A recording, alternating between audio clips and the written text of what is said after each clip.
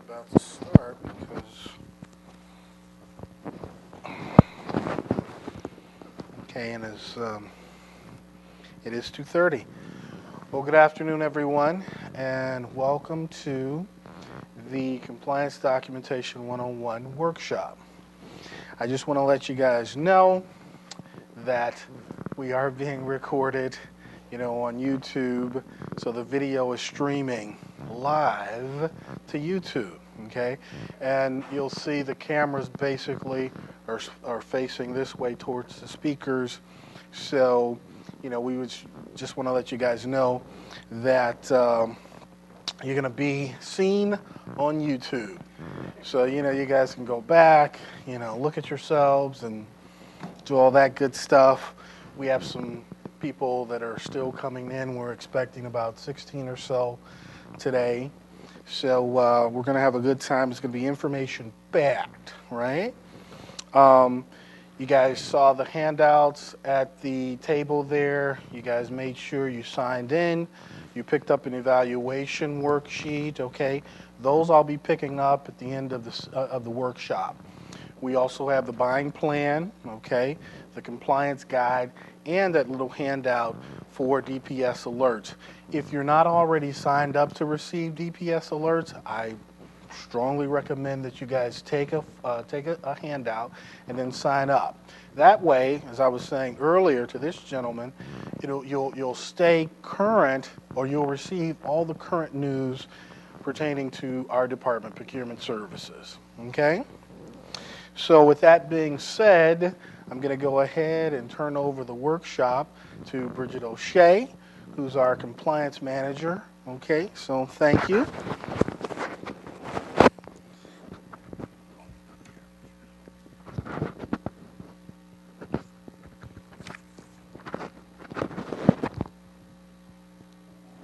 I feel real fancy. We're going to wait for everyone to sign in, just a few more minutes. We'll get started.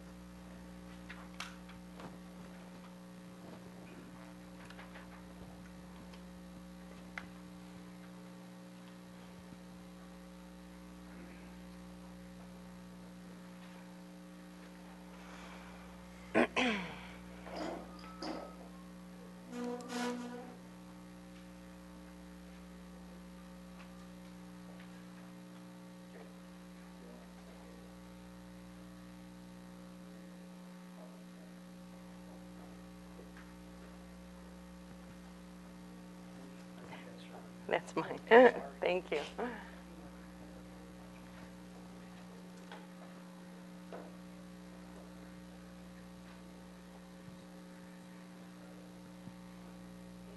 It's true. Hi.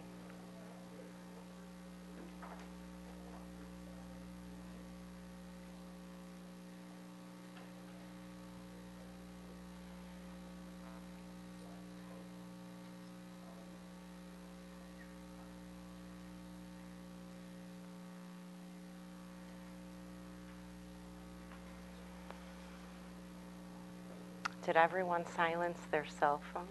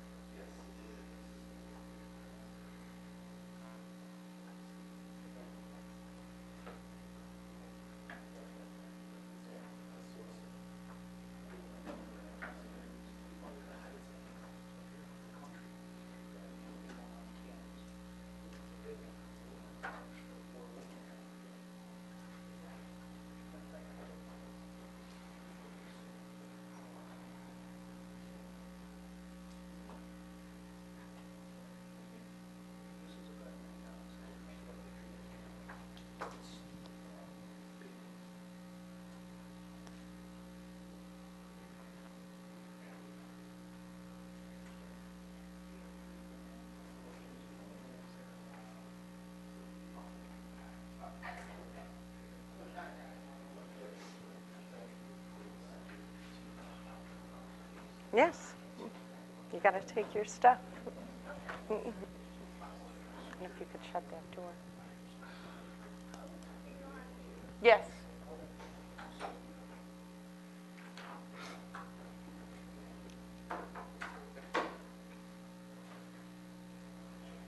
All right, everyone, we're going to begin. So as James had said, my name is Bridget O'Shea. I'm the Manager of Compliance with DPS, our Department of Procurement Services. This is being recorded and will be on YouTube, so we're all famous giving out autographs later today.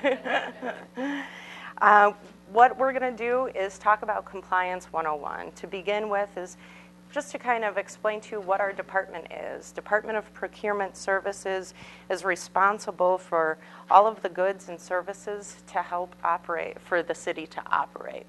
Our customers are the city departments, probably about 33 different departments that everything is procured through us. That includes aviation, fire, police, CDOT, water, and of course our vendors, all our customers. Our procurement department is split into 3 different units. There's the contract administration side. There is the certification side, solely responsible for certifying minority, woman-owned, or disadvantaged businesses. And then, of course, my unit, the contract compliance unit. We ensure that the prime contractors are utilizing the minority and woman-owned businesses to what they spelled out for us in their Schedule Ds. So, obviously, the city is committed to the growth and development of minority and woman-owned businesses, and we continuously strive to pursue every opportunity in order to ensure the procurement process remains fair, inclusive, transparent, and efficient. Okay?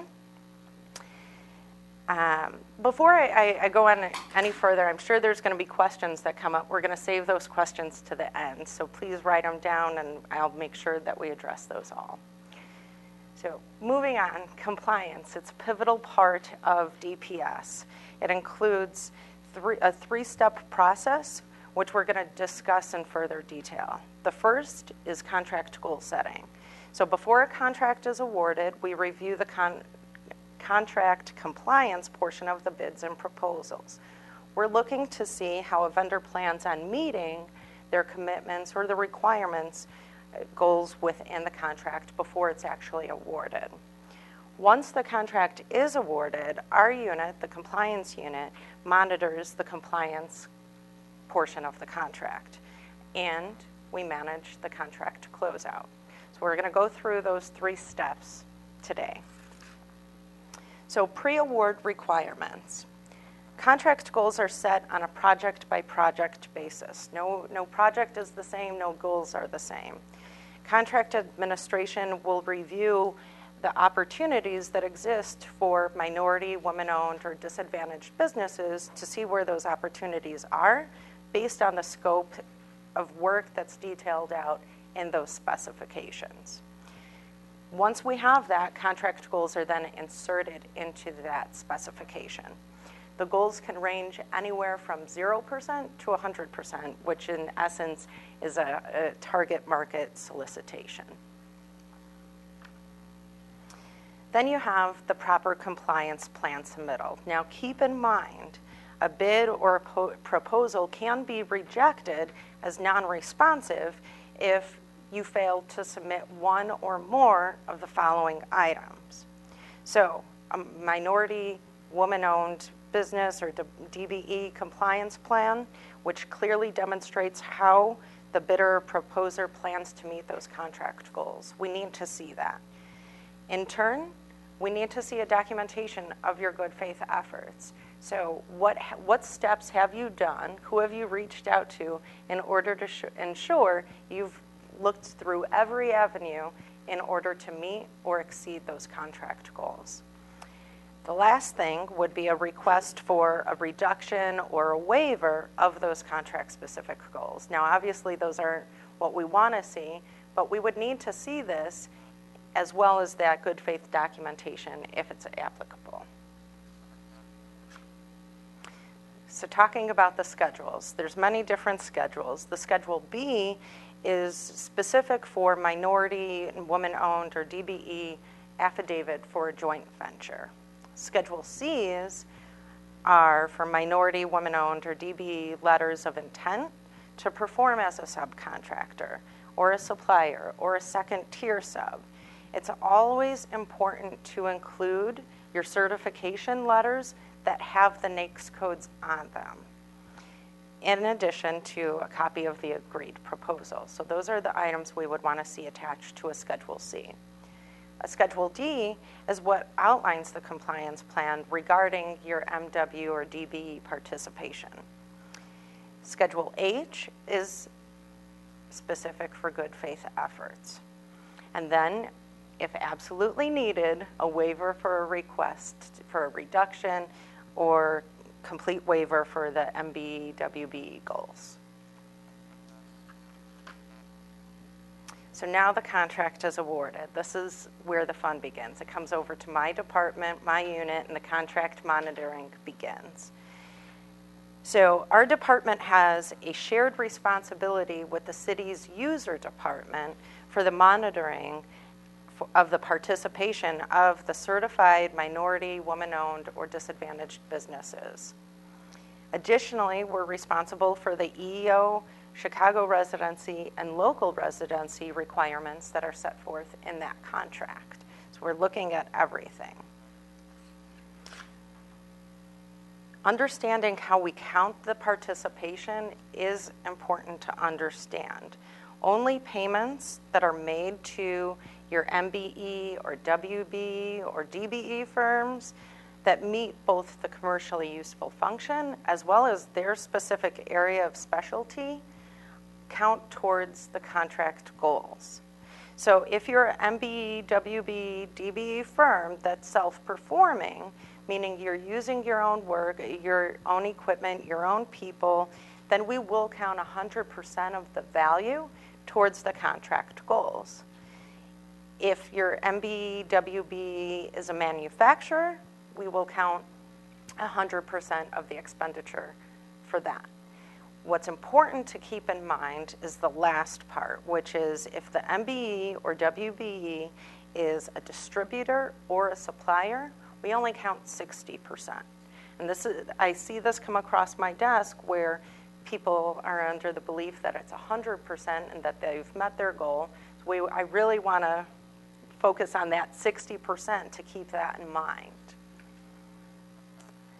The subcontractor agreements. Now, these are important time frames that we have to keep in mind. Once the contract's awarded, you have 3 days to submit the subcontract agreement or the purchase order with each MBE, WBE, or DBE that's listed on the Schedule D. In turn, within 8 days of that contract being awarded, we want us to see a signed copy of that purchase order or subcontractor or any other type of agreement needs to be submitted to our department. Changes to compliance plans. Changes to compliance plans really need to be put in writing. We can't decide, you can't decide, I'm going to do this today despite what this contract says. Everything, any changes to a compliance plan requires the prior written approval from our Chief Procurement Officer. So in order to have that, you know, it could be your commitments for the MWDBE firms that were originally listed, if there's a change, or a substitution that's required. Written notice asking if this is okay to do needs to come through our department. Once that approval or not is given, you would receive additional correspondence, all in writing.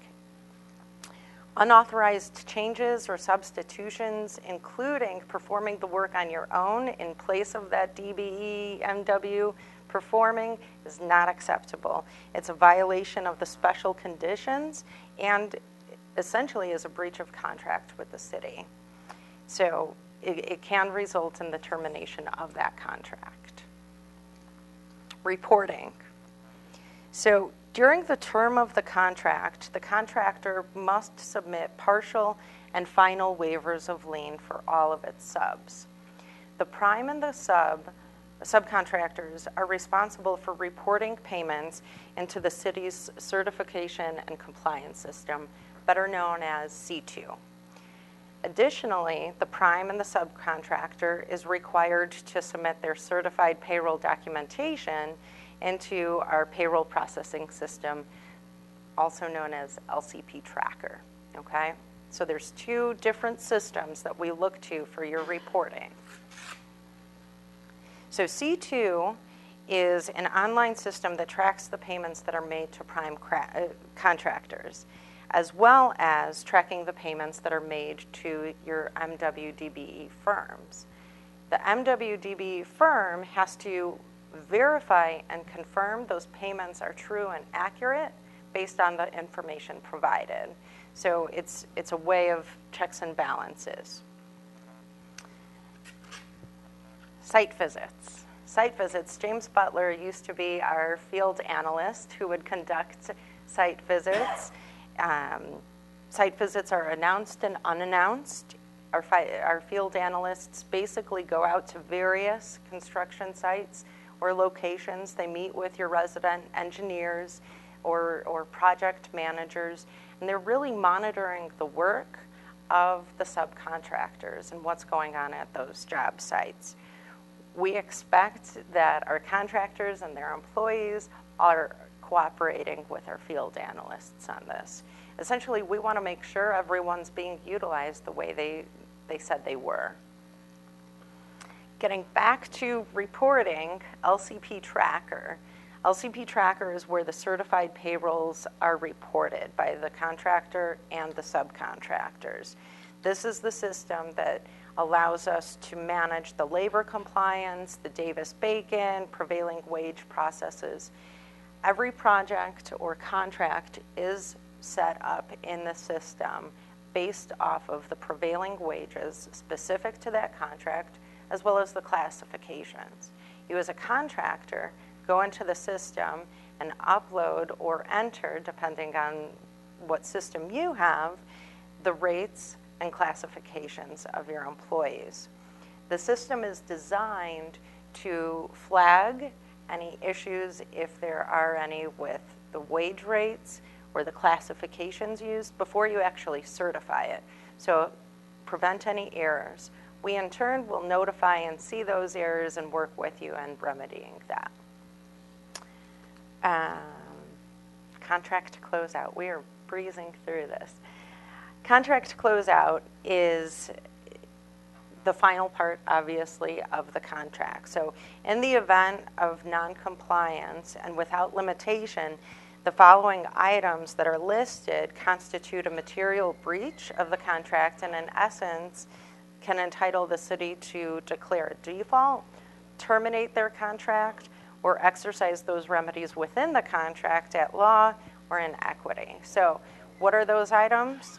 Failure to demonstrate good faith efforts. If you haven't met your goals and you are unable to showcase how what your good faith efforts were, that would be one element. The other element is the disqualification as an MBE or WB contractor or any JV partner, supplier. If their status as an M or a W was a factor in us awarding that contract and it was a misrepresentation by the contractor, that would be a breach as well. Additionally, payments are due to that are due to the contractor can be withheld until corrective action is taken. If we determine that the contractor has not made good faith efforts to fulfill its compliance plan, the affected M or W or DBE firm can recover damages as a result from that contractor. Failing to meet the EEO, CRO, or the local residency requirements could result or will result in liquidated damages.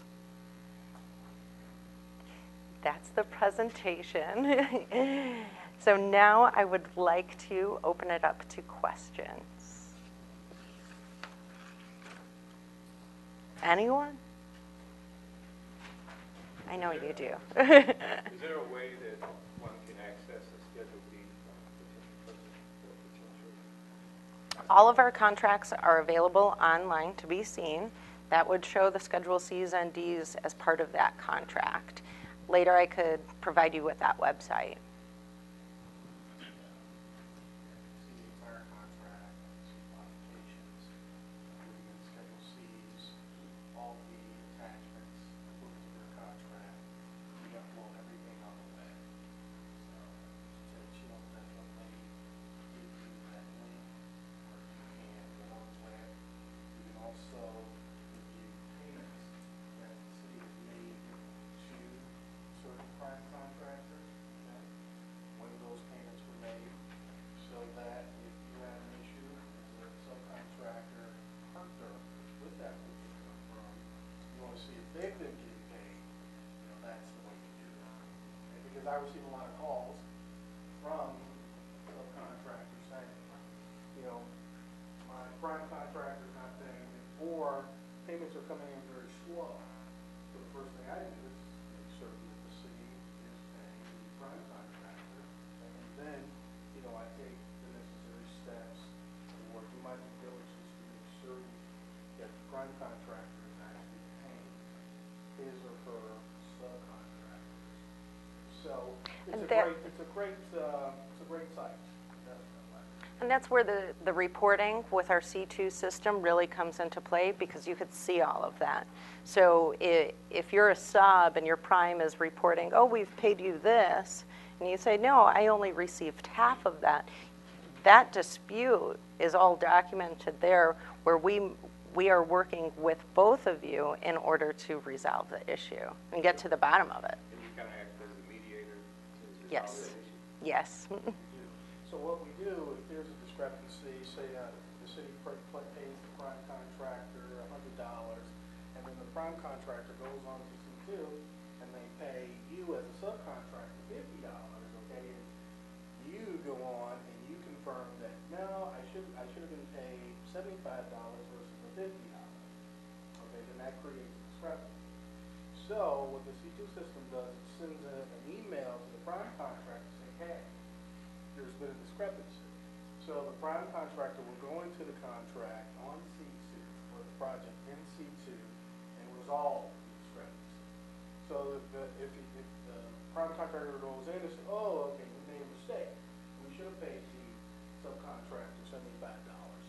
They'll make the necessary changes, then the subcontractor will receive an email, hey, the prime contractor went back in, they made a change, go in and confirm it, or say, hey, deny it, or whatever, So that's how it pretty much, that's how it works. And sometimes it's something as simple as not a discrepancy of the amount, but the dates. And sometimes that there's, oh, we paid it this day, and we have it for weekending that day, and it's a very simple solution. So it's not always a dollar amount, but it could be something as simple as a date paid, or versus received, versus invoiced. So we look at everything.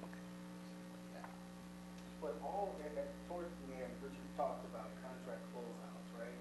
So we're going to get all of the final numbers, and she talked about those partial and those full waivers of lien, and I'm sure most of you are familiar with it, right?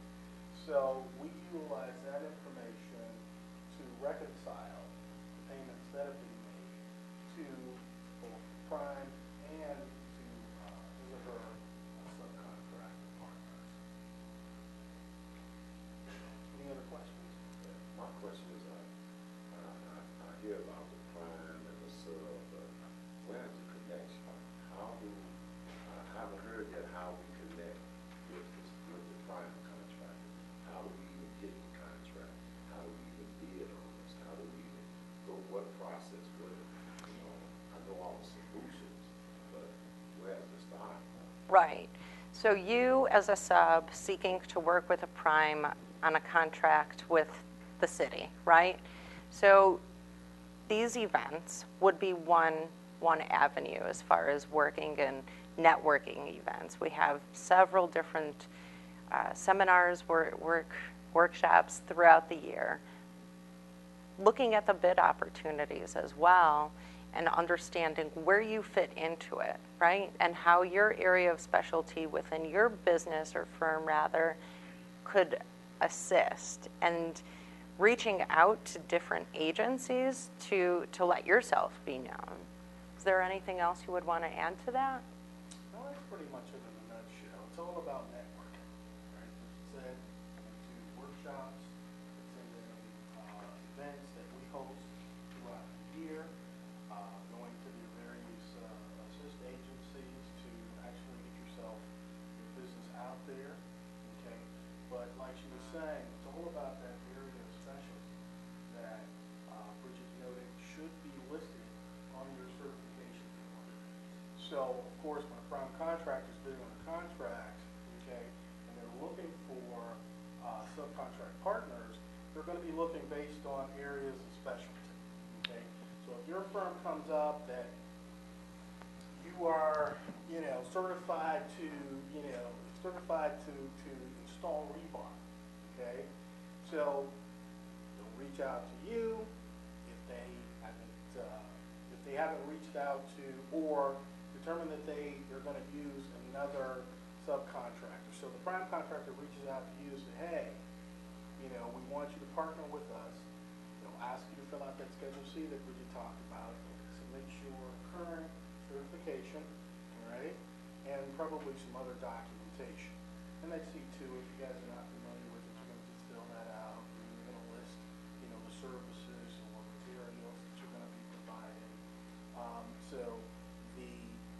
You submit that documentation to the prime contractor, and then the prime contractor puts together their Schedule Ds that this gentleman just asked about, and that consists of a compliance packet that's included with the contract. I'm gonna add two things to that. The first is to get back to your original question. What I tell prime contractors all the time is to utilize our directory, right? To utilize the directory, and they say, oh, we can't find this area of specialty or a firm that does this, and this, and I say, really? Here you go. Call them up. They are ready and able. So that's one element. As far as the Schedule Cs, and everyone should walk away with this, do not sign or fill out a blank, or do not hand in a blank Schedule C. You need to fill it out based off of the work that you truly are going to be performing based on the specification that you have been discussing with the prime. It's like signing a blank check if you sign a blank Schedule C. So you really want to make sure it's filled out by yourself. Yes? One other thing, do they list everyone that pulls the plans on the website so you can see the plan? How long does it usually take between being a low bidder and awarding the contract? It depends. It depends on the type of contract, reviewing the compliance plan, if we have to, I don't want to say rebid it, but if there needs to be changes to that solicitation or the specification, it could go on a little while depending on the job. Okay, so then the 3 days to get the Schedule D up is from when they receive the contract? No, so the Schedule D is part of when you're bidding, right? And so that 3 days is the contract's now awarded. Now you have to provide us, based off of the Schedule D that was submitted to us, the sub-agreements or the purchase orders with those firms, the M&Ws that are listed on the Schedule D.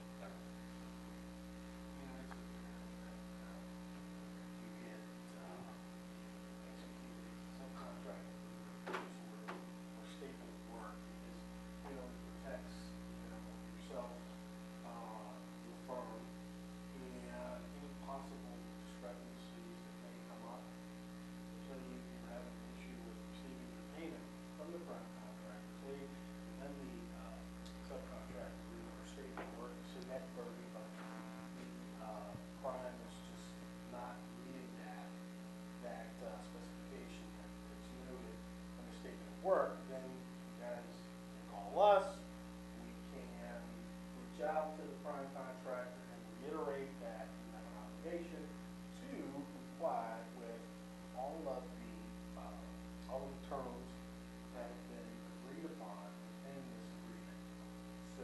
definitely help. Does the local residency requirement vary depending on the contract?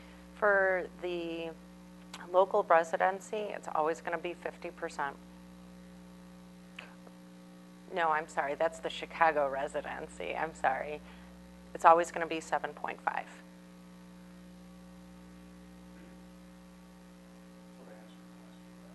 That's what I thought.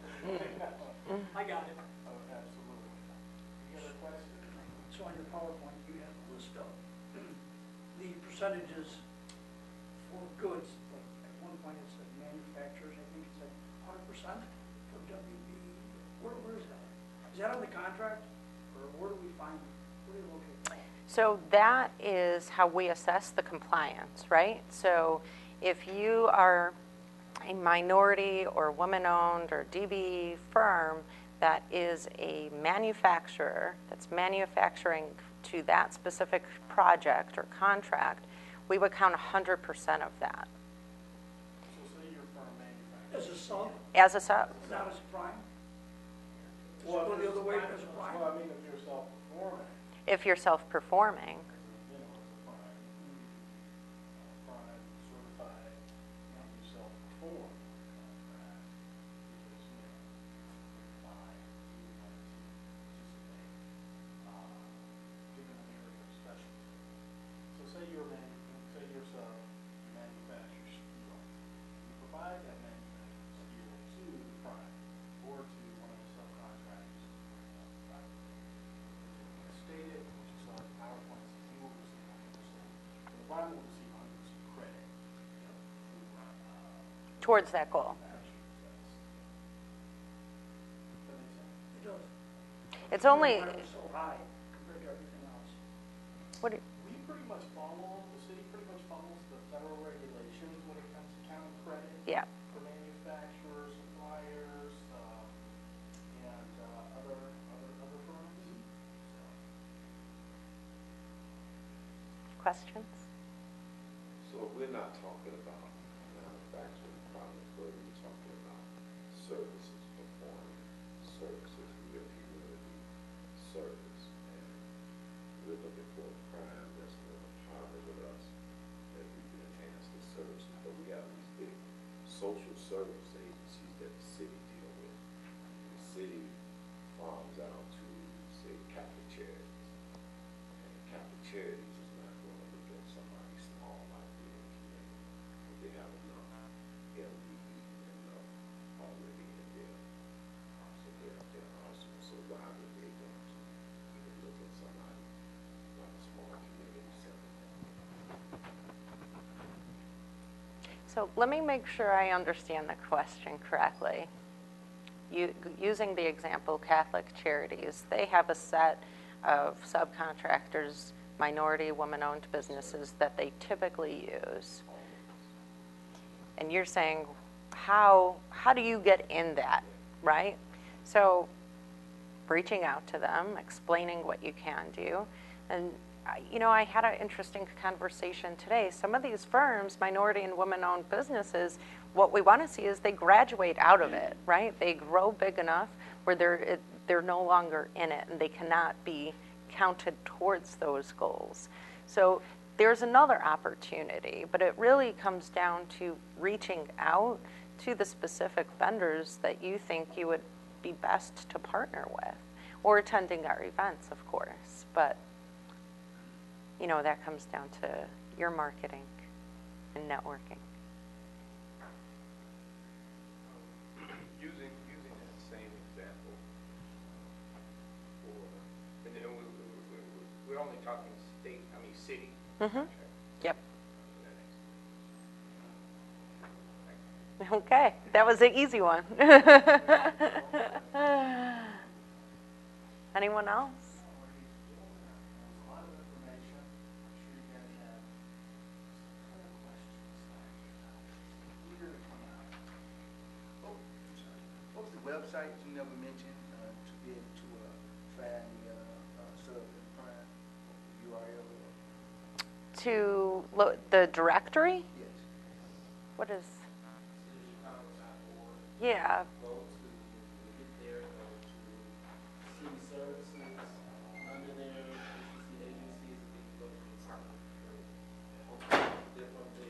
From there, you're going to see on the right-hand side, Okay, could you say that again? cityofchicago.org, Department of Procurement Services. And then on the right-hand side, the directory, which is, there's a link to it on the right-hand side of the screen. It may be on the alerts. Yep. I've been doing compliance services with the city of Chicago since '98, so I'm just here. You should be up here.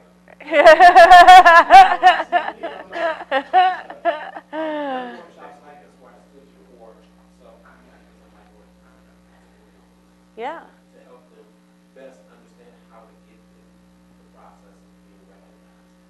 The most important thing you can do right now is to actually put together a marketing package, a digital marketing package that's showing what you do, how you do it, along with some examples of your work and your certification.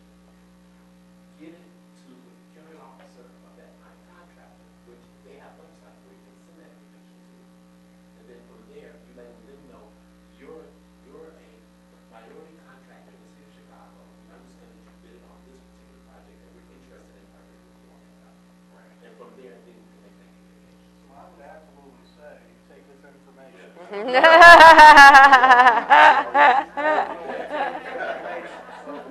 a proponent for it. We started an assist agency many years ago. We worked with the city of Chicago in 2005. But this agency just this fall. Yeah, and today I'm here, like I said, I'm representing a consortium of contractors that are working on several different projects. And I just came to give you that my process is correct. And it's led to help. We're eye to eye.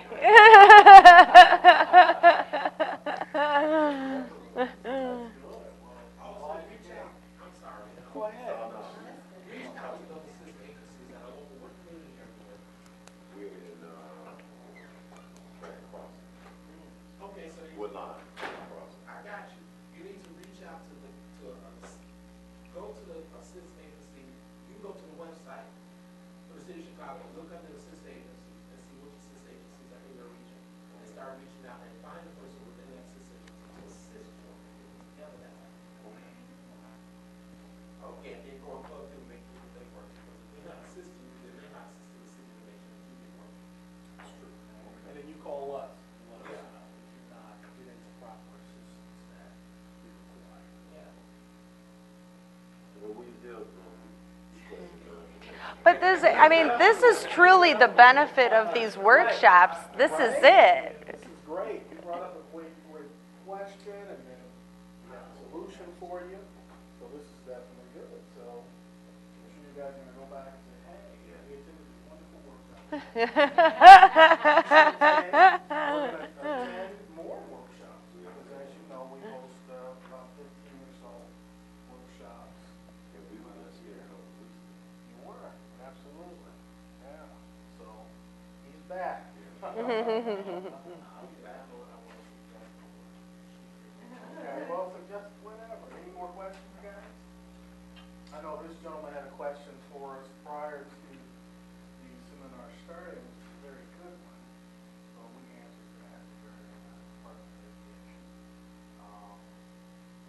Any more? How you doing, sir? Good.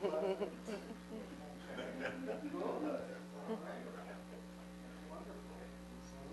So do we have any certified firms in here? Any MBEs or WBEs? You're MBE, WBE, both or We are both? certified county compliance. Okay, and we well, that's great. recognize. Definitely. Yeah, oh, that's great. You are too? Okay, that's wonderful. So how has it been getting your businesses out there, your goods, your services? How has it been partnering with, those prime contractors? Yeah, and how has that experience been? I haven't done it. You haven't? No, I haven't been right now, I am partnering with, some DBEs and MBEs on a large project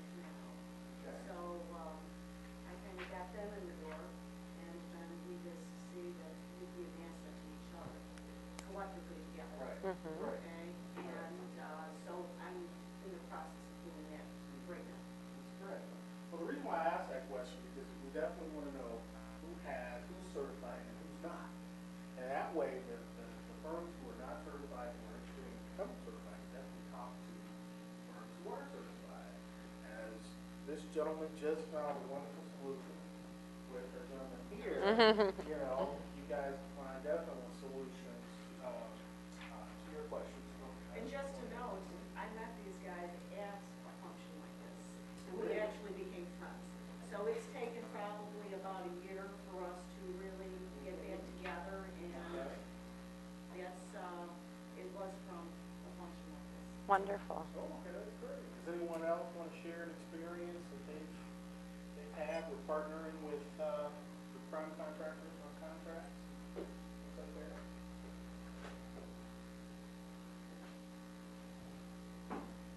Okay. We haven't had an opportunity yet, that's what we're.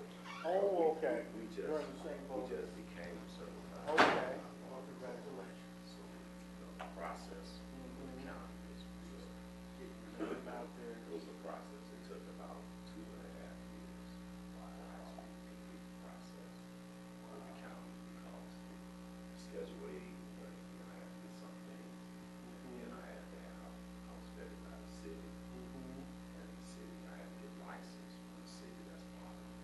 You have to have a city license, and the city vetted me, and actually, I constructed a youth and adult center, so that it was special use, and there was a number of things we had to do before we got to the certification and completion. Once we got through that, we started hearing from the city, the county.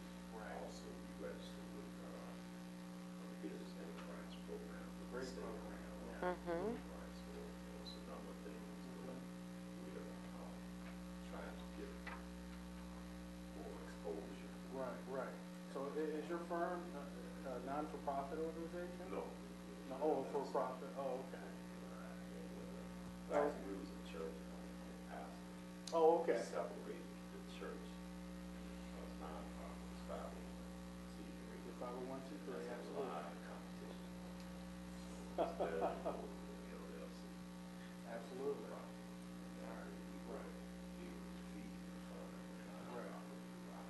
Right, right. There's no LLC for tax purposes too. I mean, I used to, you know, in my former life, was a CPA, so, yeah, so that's good. You want to share an experience? No, actually, my company has been certified for years. What's I the name work of your firm? Smart Technology Services. We provide Oh, I'm IT familiar. services. And so we already are partners like with companies like Sentinel, SDI on CTA and Yeah. other contracts. My role is changing in the company. Actually, I am the bookkeeper and executive assistant. So there are changes that are going on there so that someone else who was doing the certifications or and helping with the bids and things like that is no longer there. So I'm just here as in a learning capacity. I already take care of the certifications for the projects that we are on and going in through your system and then, you know, just saying that we got paid this, we got this, and that type of thing. So I'm familiar with the way that the system works, but I'm trying to just get a little information on the paperwork side of it. Very good. So what's your experience been, or can you share some experience that you've had in partnering with those prime contractors? Well, for me, in my role with Smart, is basically from the accounting side, and my experience in some cases has not been very good getting payments from those primes. I mean, I have to do a lot of chasing down for money. There have been some instances like where you go in to do the certifications and then you run into a audit lock. See, I have different issues than what you discussed here. So when you run into an audit lock and so then you submit online to say, I want to have this unlocked so that I can be a report on it, but then you never get an answer back from anybody. I'm going to give you my card. That's what I was going to say.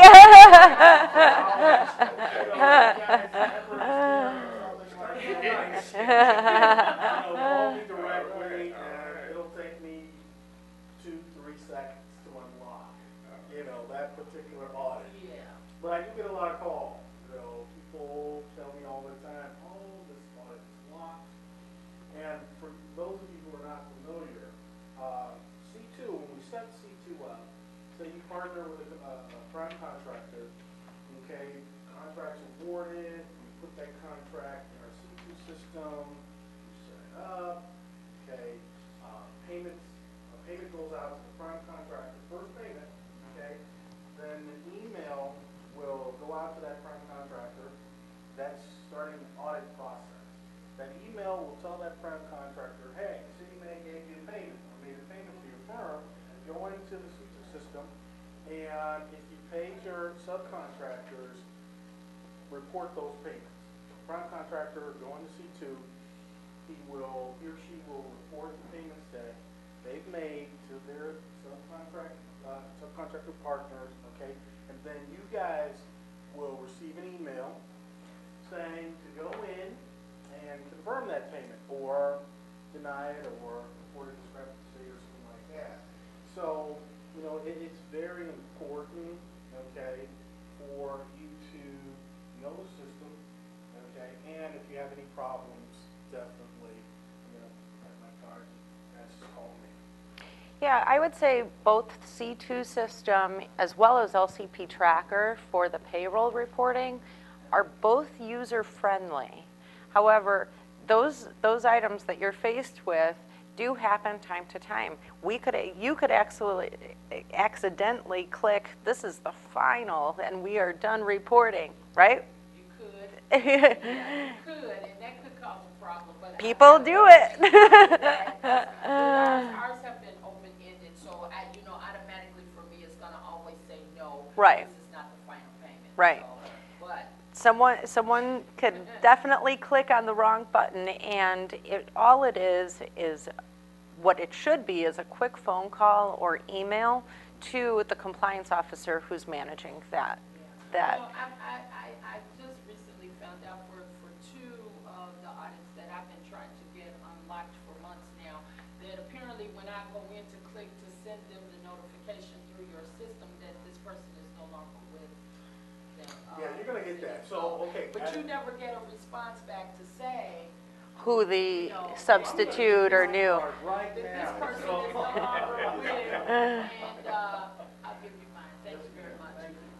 And so you never get a response back to say, that this is just it's out there, and that you don't even know that the person is no longer there. So you have no way of knowing it. Just you feel that you're being ignored, and you just send in multiple requests, and then you have to. So in this particular case, we had to go back to the prime to find out that the person who was our compliance officer is no longer here, and so then we have to try to find out who the new compliance officer is. Now, my question is, if we're using a system that is in real time or whatever the case may be, why is that information not updated when that person exits that position and another replacement is put into that job? Then on your audit, it should reflect who the new person is. If they give you that option to send an email to them, but you're sending an email to someone who's not here anymore and it's just out there. Right. So here's what I will say. The system is updated in live time. So the second I assign a contract from one person to now James Butler, he receives a notice, new contract assigned in our C2 system. So that's internally what we see. In turn, there is, for lack of a better term, a paper trail, right? To show this person managed it then we transferred it here. Right. So we do all of that. The system does not always take out the email addresses instantly to that previous officer. Sometimes That what makes people, sense then. Okay. All right. and sometimes people will email multiple officers, like, oh, James, he's the officer on this other contract, he's not on this one, but he is always helpful. I'm going to reach out to James. We see that too, right? Right, okay. So, from a management standpoint, I want to make sure that those questions are being answered. I prefer those emails to be sent through the C2 system, because in turn, that's what I want you guys to be utilizing and emailing through and getting familiar with. But if you're not getting a response, then, and everyone will walk away with my card today, and if James wants to hand out his as well, to help facilitate that. Because that, for something that is simple, that unlocking it, right? Absolutely. Let's get on it. I would love that all day. So, very good. That was a great question. Thank you. Thank you for sharing your experience. Definitely. Any more, testimonials? You look like you want to say something. Oh, okay. All right. Okay. All right. Well, thank you. Any Oh. other, okay, I know she said that the young lady back there said you have 2 certifications. And then I do, but this is all up to the youth as far as being myself as well. So the questions that you were asking, I mean, almost somebody had like 40 What I will say, since you do have the dual certification, it could only be used as one or the other, right? We can't consider you, or prime to be able to apply contractuals for utilizing you here and here, even if it's different. So being able to market yourself differently based off of the need, I assume the same NAICS codes are assigned as part of your certification, right? So based on the need. Yeah, but it's great to have them both. Yes, yes it is. And I mean, you've probably seen you want to go through, they get the second bite of the apple. So that's great.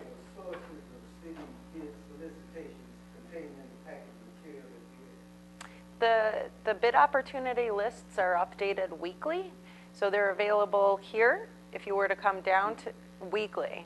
They come out, so you could actually pick up the copy, or if you have access to internet, it's available online.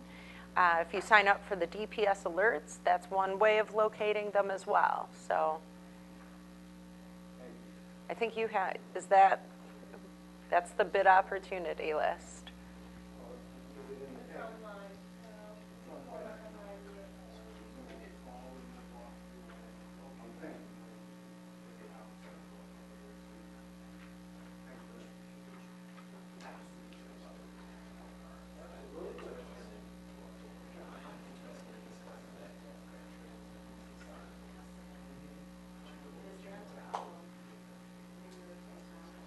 What's that? She actually printed it out. She printed it out. We could run up and get some.